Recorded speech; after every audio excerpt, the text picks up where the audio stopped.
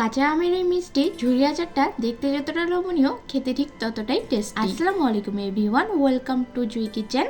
আজকে আমি আপনাদের একদম সহজ আর খুবই মজাদার একটা কাঁচা আমের টক ঝাল মিষ্টি ঝুরি আচার বা কুচি আচারের রেসিপি তৈরি করে দেখাবো। আচার খেতে কিন্তু আমরা সকলেই পছন্দ করি, বিশেষ করে কাঁচা আমের এই টক ঝাল মিষ্টি আচারটা যদি ভাতের পাতে থাকে তাহলে তো আর কোনো কথাই হবে না। আর এই আচারটা তৈরি করতে বিশেষ কোনো উপকরণের প্রয়োজন পড়ে না, আর খেতেও কিন্তু খুব সুন্দর হয়। তো কিভাবে এই আচারটা তৈরি করে দীর্ঘদিন সংরক্ষণ করা যায় সেই টিপসগুলি আপনাদের বলে দিব। তো রেসিপিটা যদি আপনাদের ভালো লাগে তাহলে চ্যানেলটিকে সাবস্ক্রাইব করে বেল আইকনটি অন করে দিবেন। চলুন তাহলে আজকে রেসিপিটা শুরু করা যাক। এই আচারটি বানানোর জন্য এখানে আমি 4 থেকে 5টা আম নিয়েছি আর আমটাকে খোসা সহ ধুয়ে নিয়েছি। এবার একটা পিলারের সাহায্যে আমের খোসাটাকে ছাড়িয়ে নিব। মনে রাখবেন, খোসা ছাড়িয়ে আমটাকে আর জলে ভেজাবেন না, তাহলে কিন্তু আচারটা খুব তাড়াতাড়ি নষ্ট হয়ে যাবে।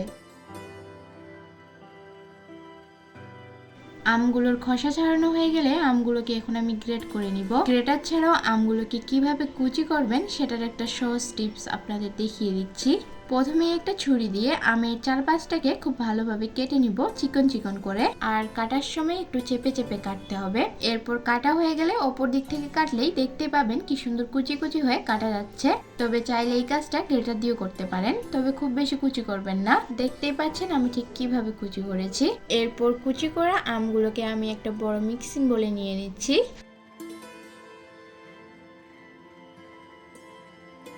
এরপর এখানে আমি দিয়ে দিচ্ছি হাফ কাপ চিনি, তবে চাইলে 1 কাপ চিনিও দিতে পারেন যদি মিষ্টি বেশি পছন্দ করেন। আবার কেউ চাইলে এখানে একটু গুঁড়ো দিতে পারেন, তাহলে এর টেস্টটা আরো দ্বিগুণ বেড়ে যাবে। চিনিটাকে দেওয়ার পর আমের সাথে ভালোভাবে মাখিয়ে সাইডে রেখে দিব যতক্ষণ না চিনির পানিটা উপরের দিকে উঠে আসছে। আর অবশ্যই খেয়াল রাখবেন যে পাত্রে আচারটি তৈরি করবেন সেই পাত্রটি যেন শুকনো থাকে, আর হাত থেকে ধুয়ে মুছে তারপরে আমটাকে মাখাবেন। এবার আমি আচারের জন্য একটা মশলা তৈরি করে নিব। তার জন্য নিয়েছি 1 টিস্পুন পাঁচফোড়ন, নিয়েছি 1 টিস্পুন জিরে, আর নিয়েছি 1 টিস্পুন ধনিয়া, আর সাথে নিয়েছি 2টো শুকনো লঙ্কা। তো এইগুলোকে আমি এখন শুকনো খোলায় একটু রোস্ট করে নিব, তারপর এগুলোকে গুঁড়ো করে নিব।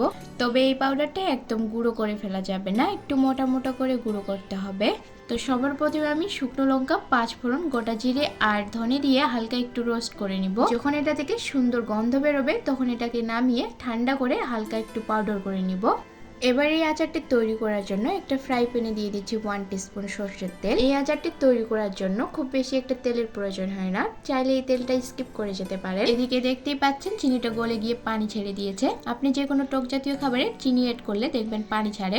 এই যে চিনিটা গলে গেছে, এখন এই গরম তেলের মধ্যে এই আমটাকে আমি ঢেলে দিলাম। এই আচারটি তৈরি করার জন্য কোনো রকম জলের প্রয়োজন নেই। ভালোভাবে নেড়ে চেড়ে এর মধ্যে দিয়ে দিচ্ছি হাফ টিস্পুন লঙ্কা গুঁড়ো, আর দিয়ে দিচ্ছি হাফ টিস্পুন হলুদ গুঁড়ো। এটা দেওয়ার কারণ হচ্ছে আচারের মধ্যে যাতে একটা সুন্দর কালার আসে আর কিছুটা ঝাল হয়। মিষ্টি খাবারে কিন্তু একটু ঝাল হলে দারুণ লাগে। এবার সবকিছুকে ভালোভাবে মিশিয়ে নিয়ে এটাকে হাই আঁচে জাল করে নিব একটা বলক আসা পর্যন্ত। যখন এরকম একটা বলক উঠবে ওই পর্যায়ে চুলার আঁচটাকে কমিয়ে দিতে হবে। যদি এভাবে করেন তাহলে একটা আমের কুচিও গলে যাবে না। জলটা যখন কিছুটা শুকিয়ে গেছে ওই পর্যায়ে দিয়ে দিচ্ছি সে আগে থেকে তৈরি করে রাখা 1 চা চামচ মশলা, আর দিচ্ছি হাফ চা চামচ বিট লবণ, হাফ চা চামচ সাদা লবণ, আর দিয়ে দিচ্ছি 1 চা চামচ ভিনেগার। অবশ্যই ভিনেগার দেওয়ার চেষ্টা করবেন, এটা দিলে আচারটা অনেকদিন সংরক্ষণ করা যায়। এবার সবকিছুকে ভালোভাবে মিশিয়ে নিব।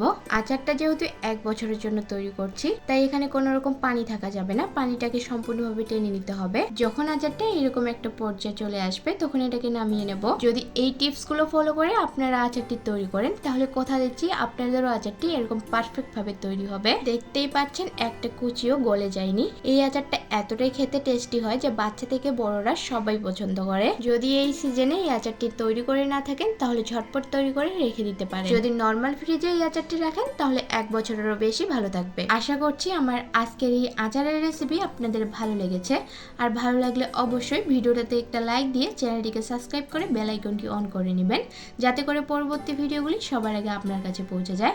আর ভিডিওটা অনেক বেশি শেয়ার করে দিবেন। আজকে তাহলে এই পর্যন্ত, দেখা হবে নতুন একটা রেসিপির সাথে। সবাই অনেক বেশি ভালো থাকবেন। আল্লাহ হাফেজ।